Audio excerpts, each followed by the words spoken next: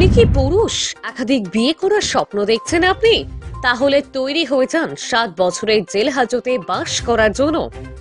রাজ্যে এবার আসছে নতুন আইন।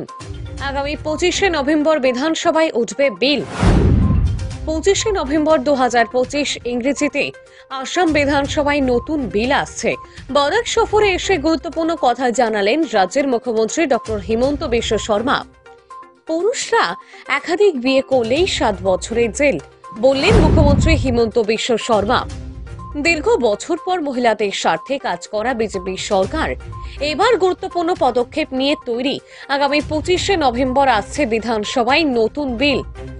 পুরুষদের একাধিক বিয়ে 7 বছরের জেল, 3-এর অধিক সন্তান প্রসব, কর্তন সরকারি সুযোগ সুবিধা। 3-এর অধিক সন্তান নয়, ইঙ্গিত দিলেন মুখ্যমন্ত্রী।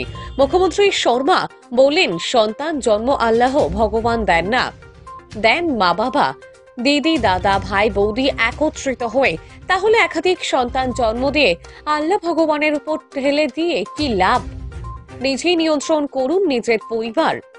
এবার থেকে এক স্বামী এক বউ, 2 বা 3 বাচ্চা, তার অধিক নয়, এমনটাই আইন পাশের পথে আসাম, ইঙ্গিত মুখ্যমন্ত্রীর। আসাম সরকার মহিলা নিরাপত্তা সুনিশ্চিত করতে তৎপর। আসছে বেজায় নিয়ম, তবে প্রশ্ন রয়েছে পুরুষদেরও।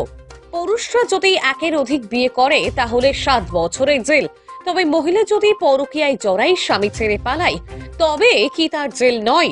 তার জন্য কি আইন আনবে রাজ্যের মুখ্যমন্ত্রী হিমন্ত বিশ্ব শর্মা? যদিও কেন্দ্রীয় আদালতের এক রায় স্পষ্ট করেছে, মহিলা নিজে থেকে ডিভোর্স ফাইল করলে অথবা মহিলা আর্থিক স্বাবলম্বী থাকলে পাবে না স্বামীর খোরপোশ অর্থাৎ ভরণ পোষণের টাকা। তবে রাজ্যের মুখ্যমন্ত্রী পুরুষদের স্বার্থে কি নেবে পদক্ষেপ, আশায় রয়েছে অধিকাংশ পুরুষ সমাজ। মহিলা যেমন গুরুত্বপূর্ণ অঙ্গ সমাজের, তেমনি পুরুষও কোনো ক্ষেত্রে বাদ নয়, বললেন সচেতন পুরুষ সমাজ। তবে ঐতিহাসিক পরিকল্পনা রাজ্যের কর্মবীর মুখ্যমন্ত্রী ডক্টর হিমন্ত বিশ্ব শর্মার। শিলচর পুলিশ গ্রাউন্ডে মহিলা উদ্যমিতা প্রকল্পের চেক বিতরণ অনুষ্ঠানে এসে ঐতিহাসিক পদক্ষেপের কথা তুলে ধরলেন, যা অতুলনীয় এবং প্রশংসনীয়, বললেন একাংশ মহিলা সংগঠন।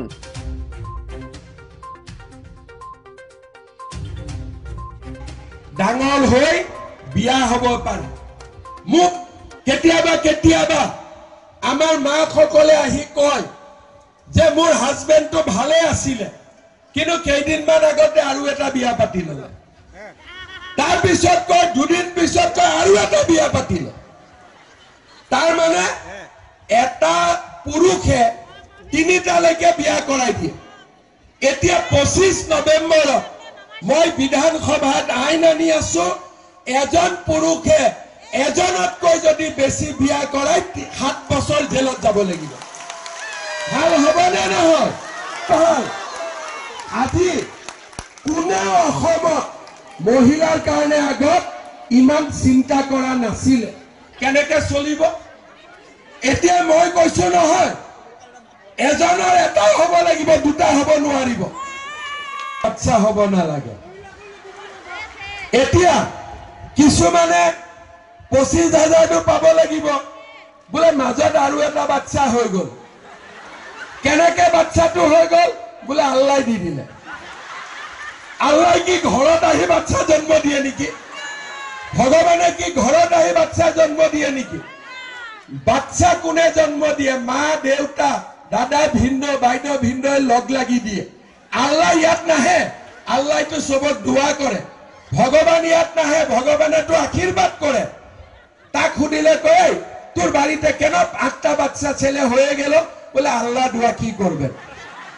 এটো কিবা হব পারে নাকি?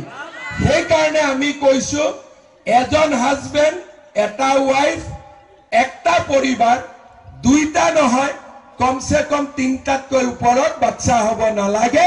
তেতিয়াহে আমি লাখপতি বাইদেউ বনিব পাৰিম, হয়নে নহয়? আমি চাইল্ড ম্যারেজ।